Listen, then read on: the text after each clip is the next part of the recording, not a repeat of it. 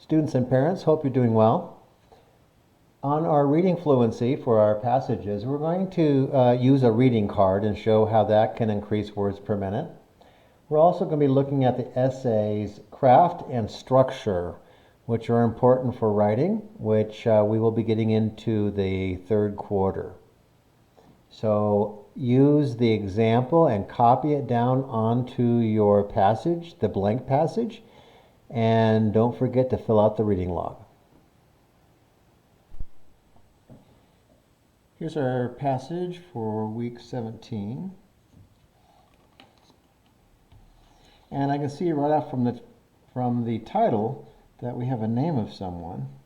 And names are the hardest words to pronounce because they show ancestry.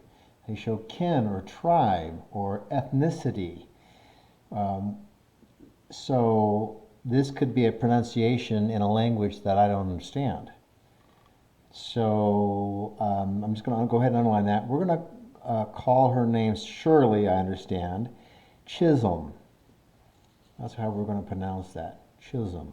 So let's go ahead and have a first read. Go ahead and put your name up here at the top. Let's go ahead and have a first read and underline words that we get stuck on or we have a little bit of problem understanding what they mean. This is a relatively straightforward and easy passage. It's short, so I'm not anticipating anyone having too much difficulty with the words here. In 1968, history was made in the United States Congress. Shirley Chisholm became the first African American woman elected. She had already served at the state level of government for New York. Now she hoped to make a difference at the national level. Chisholm believed her job was to serve the people. She especially, you may already know this word, but this is how it's spelled, especially wanted to represent people who did not have a voice. She spoke on behalf of women, the poor, and her fellow African Americans. She was a great speaker whose message about equal rights and ending poverty were well received. Some important bills written by her were passed by Congress. In 1972, Chisholm ran for president. She did not make it to the final race, but her voice was heard around the world. She continued to serve in Congress until 1983. More African American women joined her there. More important bills were passed to help children, workers in low-paying jobs, and women. Chisholm continued to raise her voice for others after leaving government service. Her powerful words led many to join her in the fight for a fair way of life for all. One quote, you may know what a quote is, but that's what the word looks like, from Chisholm states her thoughts very clearly. We need men and women who will dare to declare that they are free from the old ways that have led us wrong. Chisholm wanted her words to bring about change, and she did. So I can see right off the bat that this is not a true story, but not imaginary or non-imaginary. So we call those non-fiction. She is not an imaginary character in an imaginary place. She is a real person in a real place. And this is giving us information about it, so this is expository. And if we look at our paragraphs, let's go ahead and number them. And again, if you're having difficulty reading paragraphs, you should number them and find a paragraph that's easy for you to get through initially, and then go to more difficult paragraphs. I think I forgot to write down our vocabulary words. Chisholm.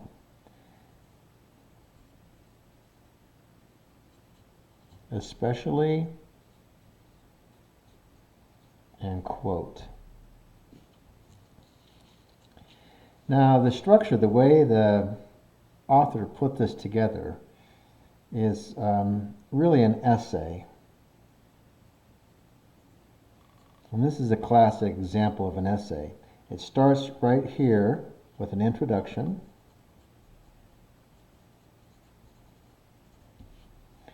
And then a lot more details here for the body. And then it's ended, it's concluded in the conclusion.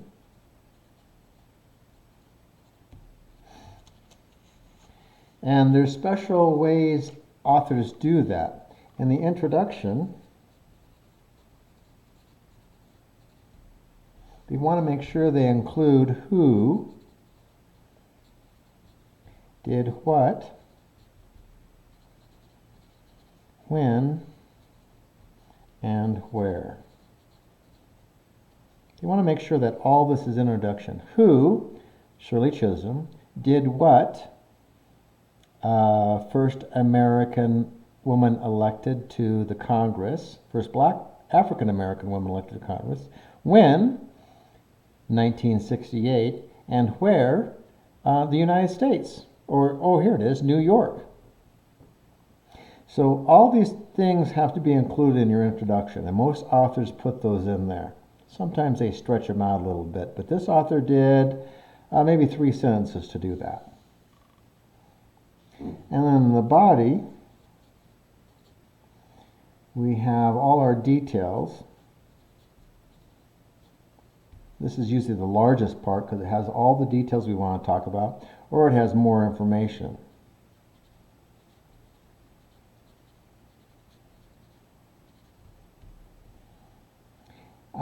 And then the conclusion.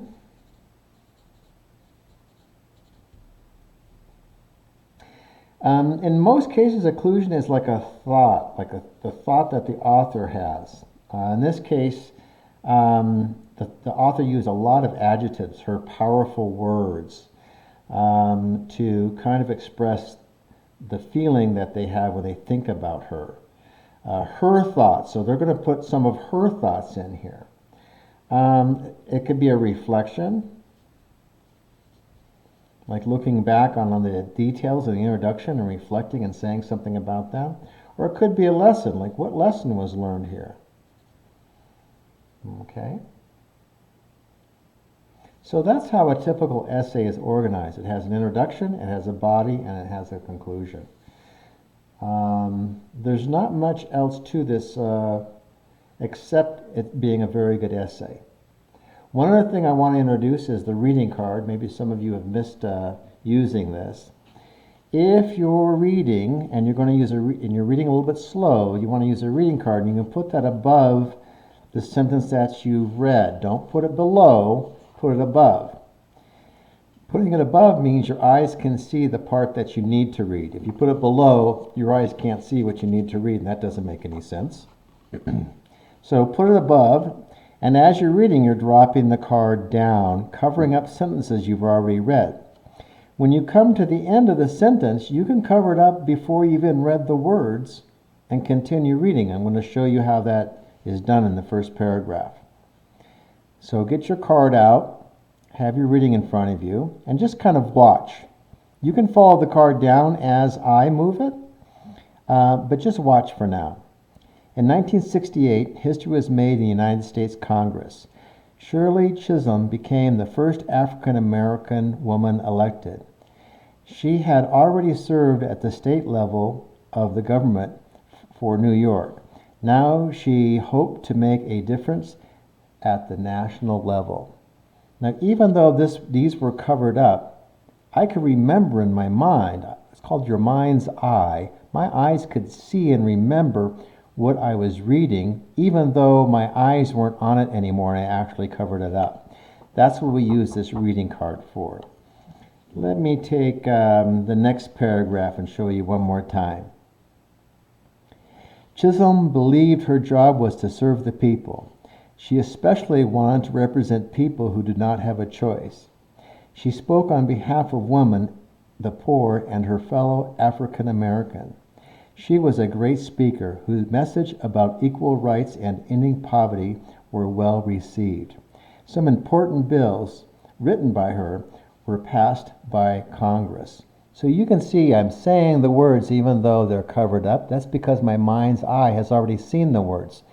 This card will help you increase your words per minute, your fluency in reading through a text smoothly, And if you get stuck, even though you may get stuck on a word like especially, you could still cover that up and try and see that word in your mind's eye. So that's how you read the reading card. Fill in the blank passage, and this one we'll use as our sample.